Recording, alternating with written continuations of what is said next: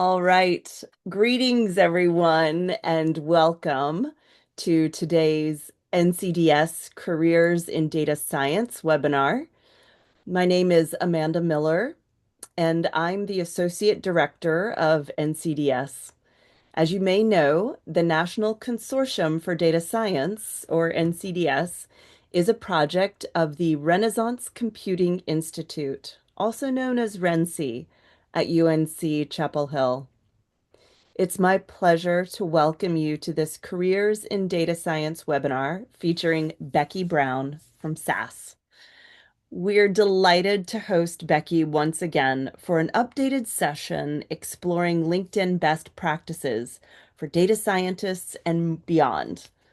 Becky has held multiple positions at the SAS Institute during her decades-long career at the software giant. But these days, she helps sales leaders leverage digital platforms to build stronger connections and more opportunities. Becky, we are so glad you're taking the time to provide an updated look at some of your favorite tricks of the trade. But a brief housekeeping note before we begin. I'm sure we will all have lots of questions for Becky today, but we will be hosting our Q&A via Zoom chat after the presentation. So during the presentation, add questions using the Zoom Q&A feature, and then we'll address those before our session ends today. So without further delay, it is my pleasure to introduce Becky Brown. Thank you so much, Amanda and Leah, for the opportunity to speak to this group today. I'm excited to be here. It does not matter what business you are in. We are all in the business of building relationships. And that's really what we're going to talk about today. Allow me for a moment to share my screen and dive into some slides.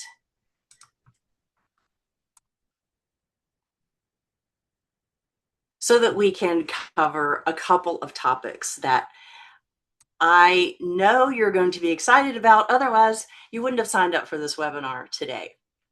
I am delighted to be today's speaker about LinkedIn, like a data scientist, strategic networking for the 21st century, for this digital age that we are in. Now, we live in a digital first world, not digital only, but digital first. Many of you probably have not even met each other, but you're meeting each other today for the first time via this digital platform that enables us to come together, meet each other, have conversations, and form relationships, which are the basis for any business that you're in, whether you're a data scientist, a professional, working on your PhD, or a student in undergraduate or graduate. It does not matter. You have a reputation and a brand, and sharing that online helps you to begin to establish yourself and inform what others know about you before you meet them in a room. So I like to lead with brand because who we are as individuals is what we bring to our work and to our lives and to the online space where we're communicating and building relationships. A little bit about me. I currently work as a global social selling program manager at SAS. You may not even know what social selling is. It doesn't matter. It's not the best term. It's really how people use social in their sales processes. So I'm a LinkedIn coach and trainer to sales teams at SAS all over the globe.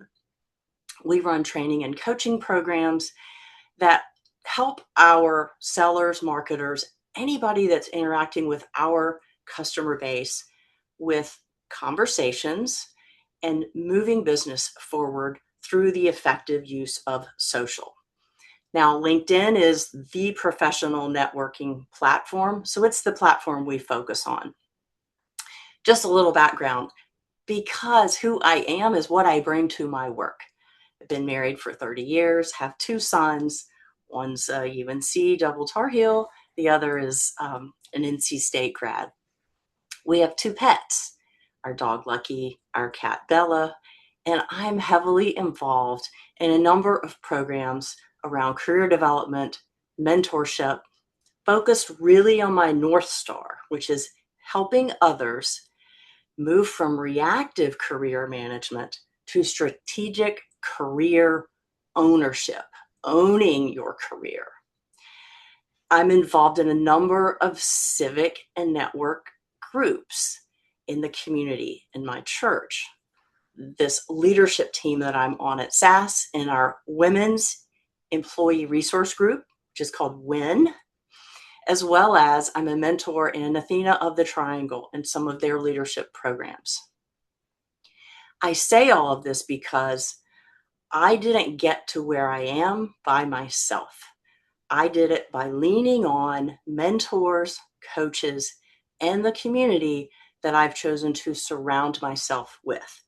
And that's a part of the message I want to share with you today is remember that we need each other, and building relationships is something we do in the offline world as well as in the online world. So let's talk a little bit about that.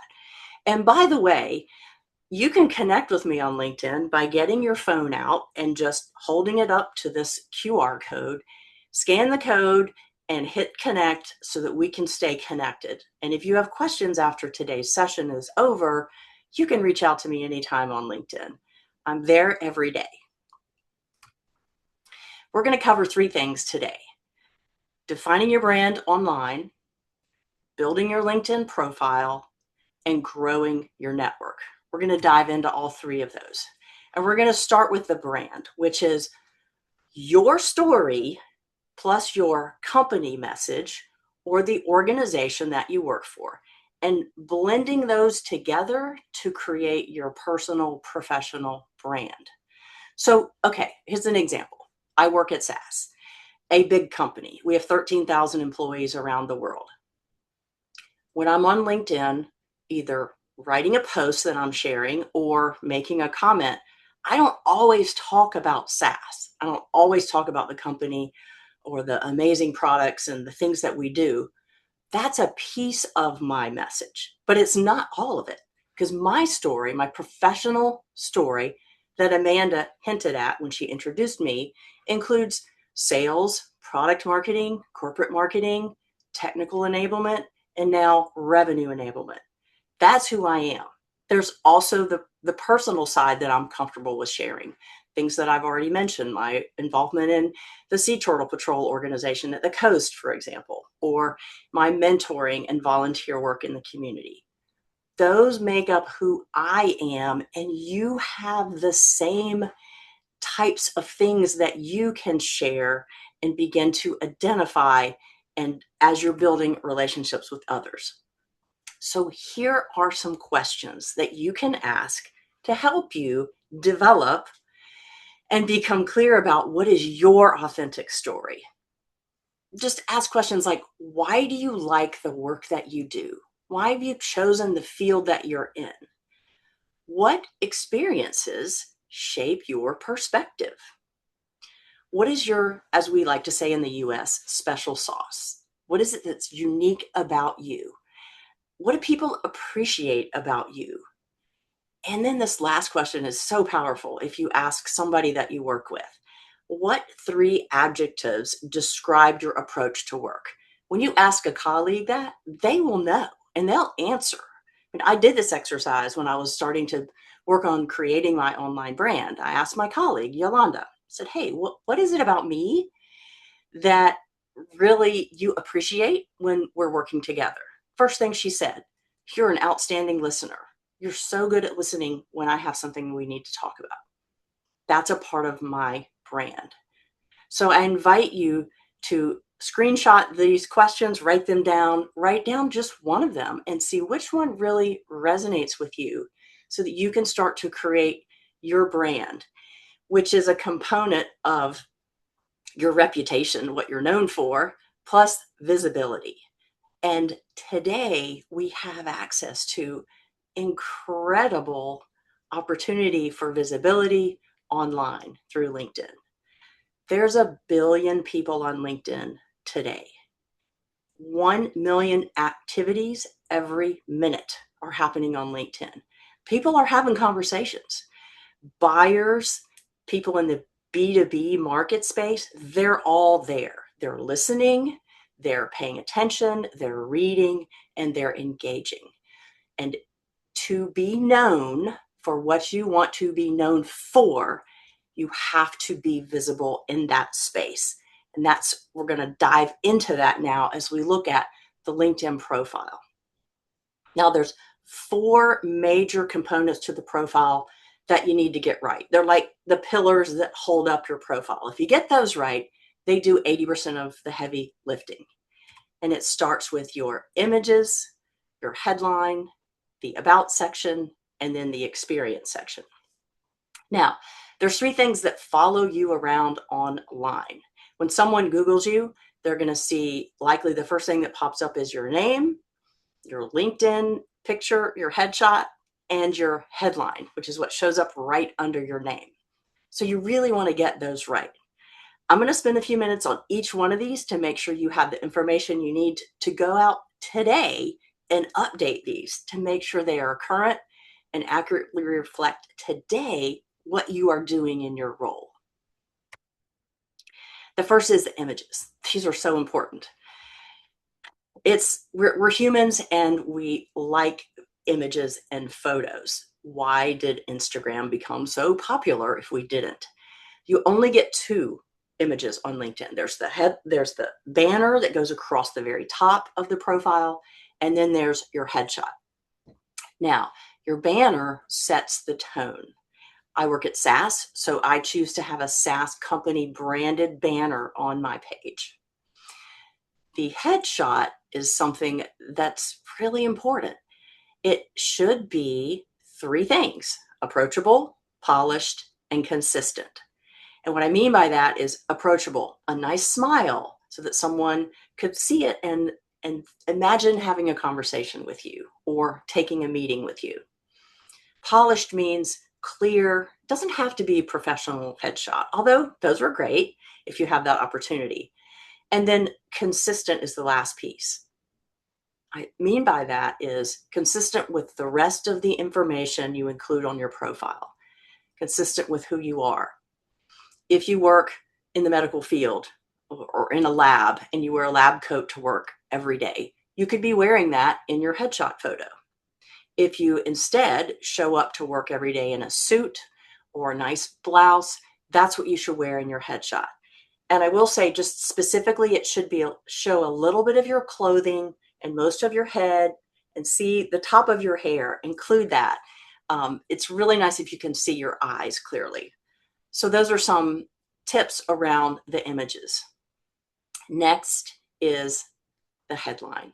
And think about this as search engine optimization, which is what Google does through searching, but for the human mind. This is the place where you immediately convey who it is that you help or work with and what you help them with. So we have a template that we use, which is, working with blank, that being your customer or your client, to accomplish blank. What is it that they're trying to accomplish, and how you're helping them do that? There's a couple of good examples on the screen.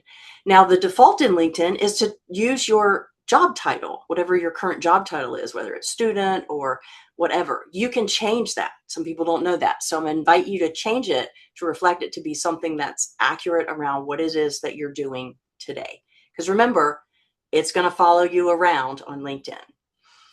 When you send an email, or maybe you engage with someone on LinkedIn, your name pops up. If someone doesn't know you, they're going to click on your name and they're going to go check out your profile. So this is why getting the profile right is so important. Now, the about section. This is a place where a lot of people get a little overwhelmed because it's this just blank canvas, 2,000 characters, I believe. We have a short formula that makes this a little less daunting. Start with an opening statement of what you do, what makes you unique, your differentiator, maybe it's 10 years working in this industry or whatever. And then what makes you human? Something about what you do outside of work. And then lastly, this brief call to action. And you can see I'm like 1 or 2 sentences for each of these 4 sections. So keep it short. It's an invitation to someone to come meet with you or to take a phone call. It's kind of like you've heard that term elevator pitch. I'm not a big fan of it, but let's say you go to a conference and you're sitting down at that lunch table where there's, 6 or 8 people sitting around in a circle. And the person who sits next to you is somebody you really want to know. Maybe it's your ideal customer or somebody you want to build a relationship with or get to know better because you know them, but they don't know you. And they might say, Becky, what is it that you do at SAS? Your response to that question is what goes right here in the About section. So pay attention to getting this updated. Write down on paper some ideas or type it in there. It's so easy to do. And if you want to reach out to me, I'm happy to review any updates that you make on your profile in this section because it is important. It doesn't need to be long, lengthy. It also doesn't need to be a place where you put all those keywords around all the skills that you have because there's a skills section towards the bottom of the profile where you can put all those things, whether it's SAS or Python or C or whatever the technical skills you have developed. You can put those all in the skills section, not here, okay? Last is the experience section. This is not your resume. Not. You have a resume, it has a place, it's where you list your accomplishments. Instead, think of this as the place to tell your professional story, how you got from the roles that you started in to the role that you're in today. A couple of sentences about your current role, focusing on kind of what is that job description? What are you doing? What kinds of people are you helping? What is your focus area? And then previous roles, focus on transferable skills, what you learned in that role that you bring into the role that you're in today. Okay, those are the 4 pillars that you really need to get right. You get those right, and you've got a solid LinkedIn profile that's going to represent who you are and the role that you're in today. Now, if you want to add some more flavor, nuance, I'll highlight a few more areas. You can add in your industry, and that's up in the settings area, and choose the industry that you work in and just put that in there. There's a selection list that you can choose from. You can also add this section called featured. It's a section you typically have to add if you haven't added it already. And it's a place, what's powerful about it is you can add in more multimedia, more images, posts that you have written that you really want to bring to the surface because it actually shows up higher up on the profile, closer to the top. It could be a post that one of your colleagues wrote. It could be an article that you published. It could be a presentation you delivered that's publicly available. Any way that you want to highlight another type of multimedia, you can feature here, even videos. So that can be a really powerful space for you to add onto your profile. Volunteer work is also really great. Members who add volunteer experience and causes they're involved in get up to 6 times more profile views than those who do not. This could be in a trade association you're involved in, a volunteer nonprofit. Maybe it's the Red Cross or the SPCA. Whatever that is, go ahead and add that in. And then I mentioned the skills section. This has been expanded recently to where you can now have up to 100 skills listed here on your profile. And you'll see that the top 2 are what show up on your main profile page. And then there's that link at the bottom that says go and look at all the others. And this is the place for you to add those skills that if you're looking for your next role, if you're trying to appeal to recruiters, make sure you've got all the skills that you want them to know you have listed here. And then go visit profiles of the people that you know in your network and click this little button that says endorse, and endorse them for the skills you've seen them share and express. And then they'll get a notification and hopefully in return come back and endorse you. You'll see I've got under networking endorsed by 14 colleagues at SAS, 2 people in the last 6 months. So you can collect these endorsements, and it's just another way for the people who are looking at your profile, who are typically people who don't know you, can see something about you that you're not necessarily saying. So endorsements can be powerful. Recommendations. Now this is towards the bottom of the profile, and it's the place where people that you've worked on projects with, or former managers, or current managers, or even colleagues can write a couple of sentences about their work with you. Because you can say all these great things about yourself on the profile, but when someone else says it, it has a whole different meaning. And so this is something to pay attention to.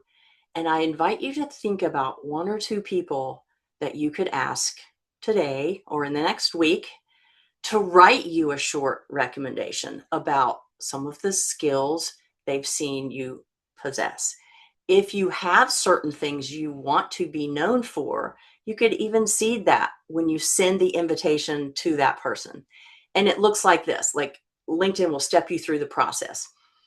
Susan, remember that project we worked on 6, 8 months ago? Would you be willing to write 2 sentences about our work together and highlighting my leadership skills or my project management skills? If so, please and thank you in advance. Something simple as that. If you can get 1 of 2 of these on your profile, it really does speak volumes for your credibility. You do all those things and you have a profile that is solid and complete and will attract the persons that you're really wanting to influence and to build relationships with. Now we're going to talk about, we've got the profile. How do I start doing more networking? Now, networking is, in essence, building a web of relationships with others for mutual support in finding business solutions. It is relational, not transactional. And what I mean by that is it's not about trying to get as many people in your network as possible. It's not about the number, it's about the quality of the relationships you have. And ensuring that you're building relationships with people that are not just like-minded, not just in the same field that you're in, but also in fields that you might be interested in going into, or people who have different perspectives that you can learn from. A great example, I took a new role 2.5 years ago. I moved from technical enablement into revenue enablement. I didn't know a lot about the social selling field as it was defined. So I went out on LinkedIn and I searched using hashtag social selling and found all kinds of people that were talking about this topic that I was brand new to. And I began following them.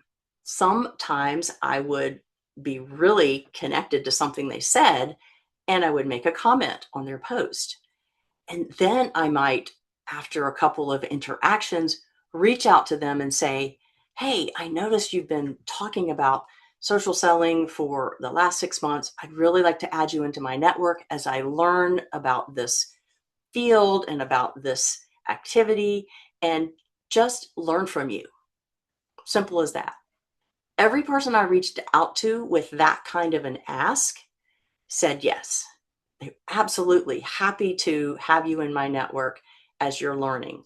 So if you're new to an area, it's a great way to think about networking in a way that doesn't put you in a large group of people in person if that's uncomfortable for you, because I do know that can be scary.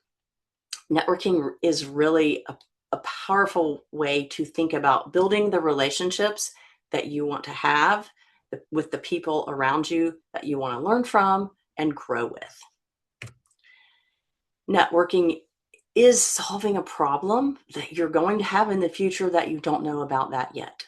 And what I mean by that is job eliminations happen. They've happened to me twice. I've been affected by RIFs or reduction in force on 2 occasions. Both times I had people in my network that I could reach out to. And when it happens to you, it doesn't happen to everyone, but when it does, if you've been cultivating these relationships, planting the seeds, nurturing those seeds by staying in touch with people in your network, in your field, at your company, in other organizations, you will have people you can reach out to. And when you pick up the phone and call them, it's, how are you doing, Becky? It's not, oh, we haven't talked in 5 years. Why are you calling me? So it's kind of like the analogy of the neighbor that you haven't invested any time in getting to know, and you really need a cup of sugar for this cake that you're baking. How comfortable are you going to feel knocking on their door and asking for them for that cup of sugar? Not quite as comfortable as if you had been conversing with them or having occasional conversations. So that's what I mean by this statement. Now, who is in your network? Where are the places that you're going where you're meeting people? Because we don't just have an online network and an offline network. We just have a network. And you are meeting people at conferences. If you're going into an office or an office building, ERGs, employee resource groups, social gatherings, faith community groups, volunteering. It's a great way to meet people. And if networking is scary to you, just think about it as meeting people, making friends with people that you just haven't met yet. Investing in your connections up front is so powerful. And it's the way that you begin to build and grow your network so that when the time comes and you need someone in your network, they will already know who you are, and vice versa. At my phase of my career, I'm doing a lot of giving back when people reach out to me and say, can I have 30 minutes of your time to talk about this next career move I'm planning to make? I'm going to say yes, and I'm going to give back in that regard. I love this quote from Dale Carnegie, which comes from the book that now is over 100 years old, How to Win Friends and Influence People. And it says that you can make more friends in 2 months by becoming interested in other people than you can in 2 years by trying to get other people interested in you. So it's an invitation for us to be curious about others as opposed to trying to talk so much about ourselves. There is a sociologist named Mark Granovetter who wrote one of the most cited sociology papers of all time called The Strength of Weak Ties. You may have heard the 6 degrees of separation concept. He was a part of defining that. And in essence, the research and the paper indicates that there is strength in the weak connections that we have, even more so than the strong ties we have. Strong being the ones with people we see every day, our family, our close friends, our work colleagues. But those people that are what I like to call out on the fringe, maybe they're in our LinkedIn network, or maybe they're people we see occasionally in the neighborhood at the barbecue. Those are people that are in different circles than we are, different social groups, circles, and they're going to get exposed to opportunities that our strong connections are not, because when we're around the same kind of people, we're sort of talking about the same kinds of things. So that is why investing in growing your network and forming these weak ties, maybe people you talk to once or twice a year, that you have something in common, that they're in your network, but you're not really seeing them that often. In fact, most job opportunities, something like 80% of them, come from people that are weak connections because they are exposed to opportunities that we may not necessarily be exposed to. A good friend of mine knows this gentleman named Andy Crestodini, who said, it's not about what you know, it's not about who you know, it's about who knows what you know.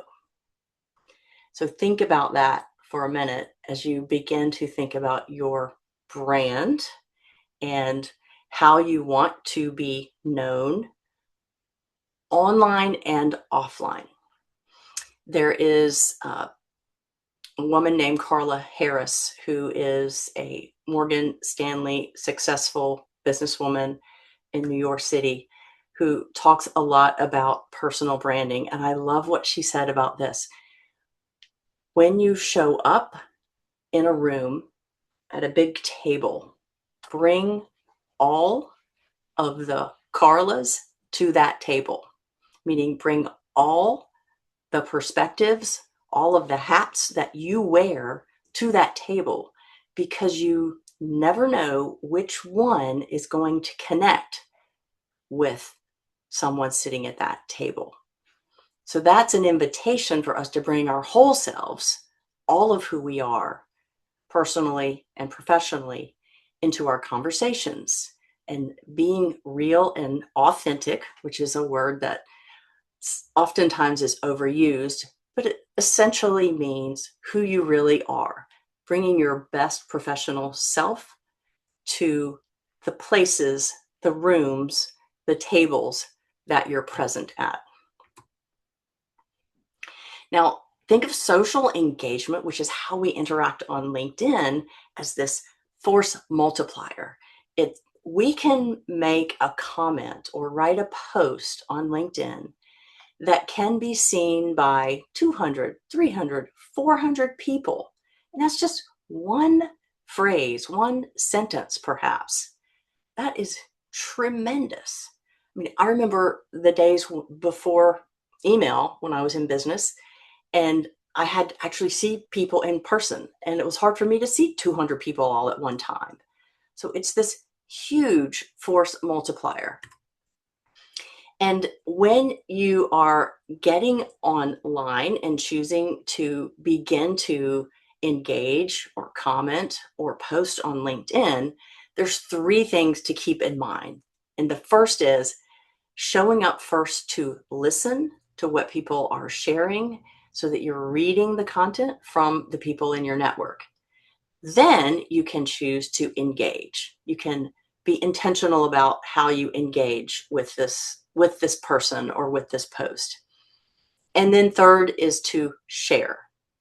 So many of you, if you're not actively engaging on LinkedIn today, that's okay. There is a place to start, and the place to start is by listening, and then secondarily by engaging, dipping your toe in, having conversations in the comment section of LinkedIn, and then thirdly, sharing your own content. But if you said, Becky, I don't have time to do all this, start with listening and engaging. Don't worry about writing posts unless that's something you're really interested in doing to start building your brand and sharing the knowledge that you have. So there's engagement levers on LinkedIn. If you've seen a post, we'll just talk about the post for a minute in the news feed. The news feed is there. There's a post. There's 4 options at the bottom. You can like that post. You can put a comment. You can send it to someone. Maybe somebody wrote an article or a post that made you think about John, and you're like, hey, John, I really want you to see this. I think this would be really interesting based on that conversation we had last week. Or you can repost it into your network. These are kind of the 4 ways to engage on LinkedIn and to use what I call these levers. The one that is the most powerful, most underutilized is commenting. Because when you make a comment on someone's post, it stands out to the person who wrote the post as well as to all of the people who are in that person's network. It creates this top of mind impression to the person who wrote the post. So if you're in a sales or business role and you really do want to get your name in front of certain people, this is an effective way to do that. It also allows you to start a conversation with that person because maybe they'll respond. They see your post, your comment, and they respond and say, wow, Becky, thanks for saying that. I appreciate the feedback. And then you could even tag someone else in the comments right there and bring them into the conversation. Kind of like when you're in a group setting and 3 or 4 people are talking and you're talking about something and somebody walks over from the side and they join the conversation, you're kind of inviting them into the conversation. It does take a little bit of time, so it's what people don't tend to choose to do this. They'll just hit the like button because that's easy and it's fast, and it is great for just having that light touch with the person who wrote the post. So these are all effective ways to engage on LinkedIn today. So now what I'd like to do, I see we're at 12:36, Amanda. I think this might be an appropriate time to take some questions. I think you are right. Yeah, and we've got some great ones coming in here. So I'm just going to read some of these out. Hopefully, you can see these, and hopefully, our audience at home can see these. But just for our transcript, I'm going to go ahead and read them. So this is coming from Timothy Chappelle. I've had a hard time showcasing my work. How can I make portfolio-ready projects on LinkedIn or with job applications? Would using GitHub be ideal? That's a really good question for a lot of the folks here. GitHub, would love your comments on that. Yes, absolutely. GitHub, I understand, is an effective way to do that, to showcase your work, to make projects. And I believe on LinkedIn, if there's a link that you can share to a GitHub location, you can put that link in that section I called the featured section. That's a You great could idea. also put it in a section that LinkedIn offers called projects. It may be a section you need to add because at the very top of your profile, you're going to see this add profile section button. And there's lots of options under there of things that you can add to your profile. It's a great question. So we have an anonymous question. What if you have a LinkedIn post that is personal and professional? Maybe that's a LinkedIn profile. Should I merge the two accounts? I usually post for my job, but I Mhm. may not always work for this company. Yeah, so that is a question about what it sounds like someone has actually 2 LinkedIn accounts. We should have one LinkedIn profile, one LinkedIn account. It is yours. It does not belong to your company or your organization. It is always your account.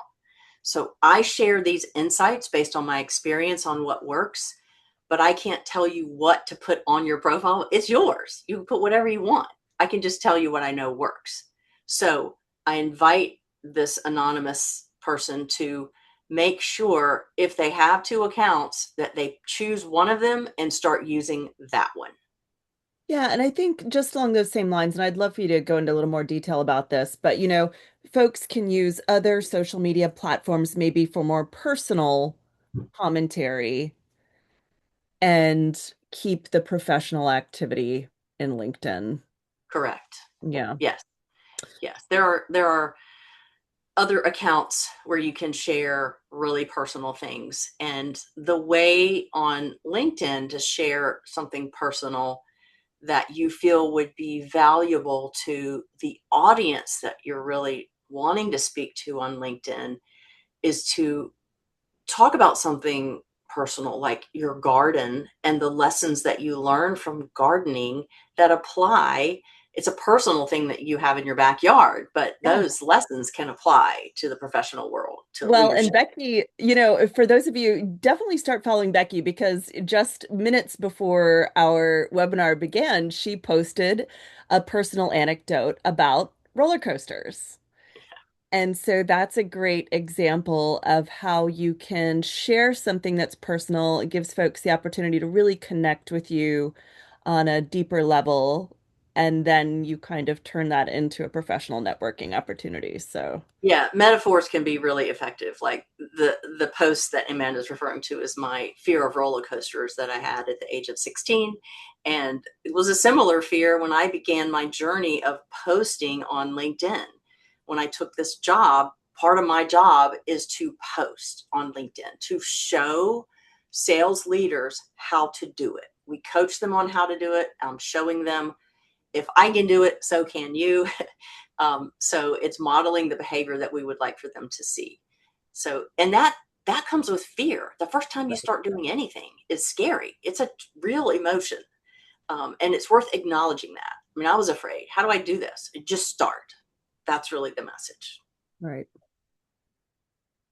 So the next question from another anonymous attendee is how should we keep our network warm so we don't just meet people once for an informational interview and they might forget that connection with time? So this is really a question about stewarding these relationships, maybe some of the more like distant connections that you might make in your professional journey. Yeah, that's really a question about the need to cultivate your network. And it's like planting seeds in your garden. You can put them in the ground and say, "Oh, come on, little cucumbers, please grow." But you have to water them. You have to Right. pull out the weeds. You have to tend to them. The same with your network. You have a conversation with someone, put on your calendar to reach out to that person in 3 or 4 months to continue cultivating that relationship. So how do you do it? You just do it. Put things on your calendar. Make sure that you are taking ownership and responsibility of cultivating that relationship if it's important to you.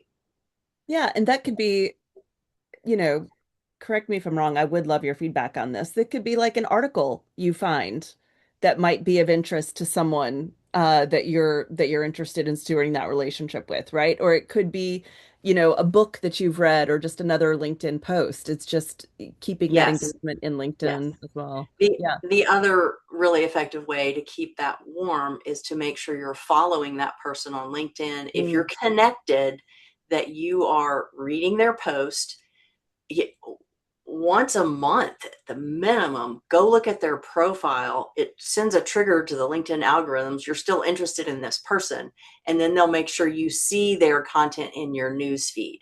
So anytime you look at someone's profile, LinkedIn goes, "Oh, you're interested in this person. I'm going to make sure you see their content," because there's a ton of algorithms going underneath determining whose content we see, and sometimes we don't see the same people's content week after week. So you have to go and be active in that regard and comment on something they write so they see your name and you're keeping that relationship alive. it's really helpful, Becky. So this is coming from Terrence. Thank you for sharing your time and experience, Becky. From what you've seen, what would you say are the main or major long-term positive outcomes from regular engagement on LinkedIn? In a time of general social media fatigue, many people might have this bang for my buck question on their minds. Yeah. Yeah, that's a question about return on investment, really. Yeah. Putting in the time, what's the return? And honestly, it is about something I like to call networking karma, which is the more that I'm investing in my network, the more it's going to come around. It absolutely is. And it's a long term, it's a long game, as we like to say in the sales world. You're investing in people for the long term. And the more people you know, the more opportunities you're going to uncover, Right. period. End of story. So It's really about opportunities that are going to come your way for you, whether it's a comes in the way of a job opportunity for yourself or for a family member, or you helping someone find an opportunity. So it's a give and take, and it's about being generous with your network. And for me, I have this incredible network of people that I could, if my job was eliminated tomorrow, there's at least 10 people I could reach out to and call immediately and say, hey, can we talk? I'm looking. Right. Right. Thank you. And so I also love this next question from another anonymous attendee. If you don't have a headshot, where is a good place to get one? That is a really good question. I have to say, in this era, you see the whole gamut on LinkedIn from Yeah. super polished professional headshots.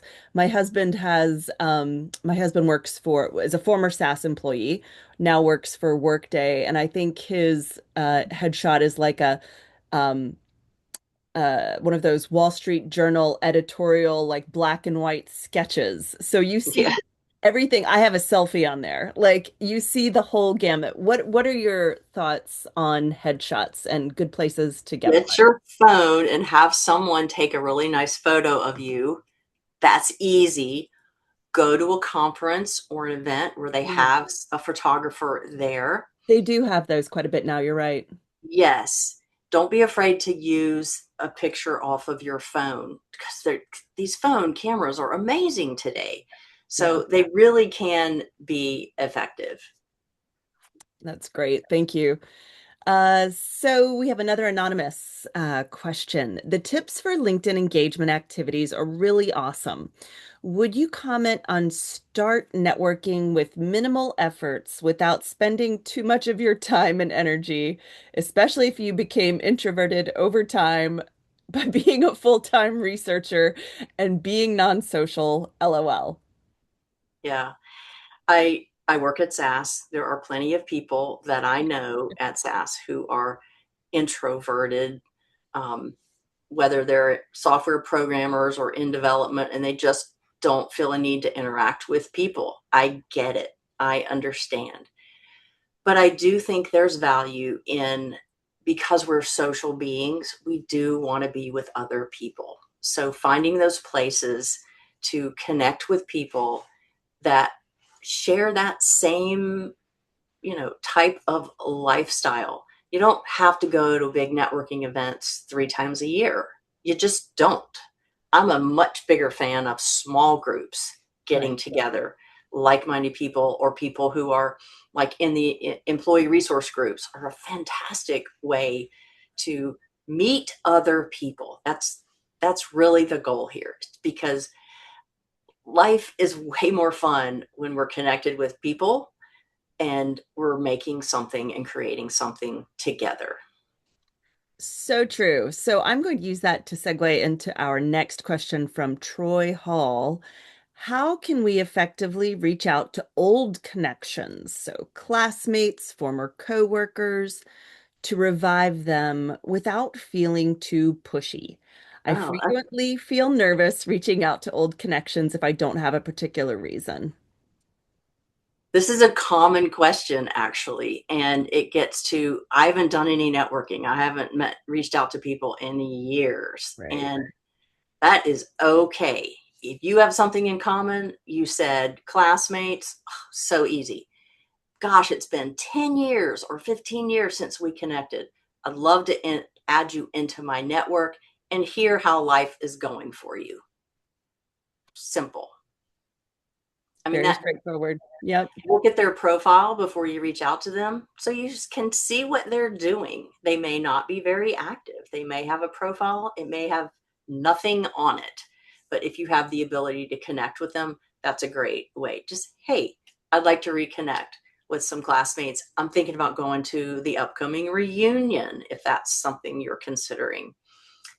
And colleagues, uh, it's been years since we worked together. I really enjoyed our time in project management or whatever at so and so company. Just want to see how you're doing. It really can be that simple. and heartwarming, I think, for the other person as well. Everyone likes to be remembered, right? Absolutely. You Yes. know. So that was great. Thanks for that question, Troy. So another comment regarding, and this I do hear this a lot. LinkedIn feels very self-promoting, like they combined the worst parts of Facebook and Hinge together. How can we make it feel more authentic? And I think you do a great job with this, Becky. Uh, thank you. I think the question is about how to make your LinkedIn engagement more authentic because we're only in charge of our own interactions and our own communication. Social media is open to everybody, so we can't control what people say or do, but we can choose who we follow, who we connect with. And if someone starts to go in an area that you're just not comfortable with, you don't want to be in those kinds of conversations, choose to ignore them, or you can choose to block them, whatever approach you want to take. So it really is about you just showing up as who you want to be and who you want to be known for. So helpful. So we've had some wonderful questions pop up today. Let's see. I think we have time for maybe one more question before we wrap up today. But Becky, I do just want to thank you so much for being here. I always learn so much from whenever you've taught these LinkedIn sessions for NCDS. It's just been, really, really helpful. I want to thank you for an awesome hour together. Big round of applause for everyone who's still available. I want to let you know that Becky is absolutely sincere about everything she's saying, and she means it. Connect with her. Like she loves a good conversation. She loves a good contact and is ready to impart wisdom, with, she's very generous with her time. So, take advantage of this amazing new connection you've made today just by showing up. So thank you. Um, any final And comments? yeah, I'll just share two final slides. Hopefully, you're seeing now. I've got 6 things here for you to do. Define your brand, update your images, choose a headline, write your about story, add your work experience, your skills, and volunteering to your LinkedIn profile, and engage with intent. And intent being show up here with the intent to build relationships. That's the difference between LinkedIn and other social media platforms like Facebook and Instagram and X and Twitter. The intent is what's different about LinkedIn. You're being intentional about building authentic, genuine relationships. And if we aren't connected, you can scan my QR code and connect on LinkedIn. Reach out to me, and I will check my phone when this is done, and I'll check all my messages. And if you reach out and connect, I'll be glad to accept your request and provide any additional assistance I can. Thank you, Amanda. You are so welcome. Show that last slide. Pop up to slide 33 real quick. I think we've got one more so we can see that QR code. Oh, this one? Ah, where is it? I see your 6 takeaways, but for some reason it's not advancing to Oh, really? the final. Here, I'll try it again. Okay. We'll do it again. We'll do it this way. Yep. Technology, Ugh, right? can't live with it, can't live without it. Is that coming up now? Oh, it's taking its time. I'm sure it'll Oh, get there. it's Oh, there we go. Yes, perfect. probably because I'm on the coast. It's Yes. everything is slower here. Awesome. All right. Thanks again, Becky.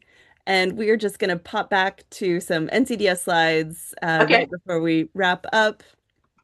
Um, really have enjoyed our time together. And in our final moments, I would like to encourage the audience to join NCDS for our first Data Bytes event of 2026, Breaking the Georeferencing Bottleneck, How AI is Transforming Natural History Collections. The QR code is available on the screen now, so you can just use that to get registered for this cool event on February 18th. That's also via Zoom. And finally, I do want to thank all of you for joining us today. We kindly ask that you complete our survey. It's very brief about our webinar. We would love to know how we can improve future events and the kind of speakers you would love to see. I can't guarantee all of them will be as amazing and warm and wonderful as Becky, but we get a pretty great lineup here at NCDS. So I'm just grateful to you for being here today. And folks, you can always feel free to reach out to me directly at amiller@renci.org. Thanks so much for being here. Take care, everyone. Have a wonderful new year.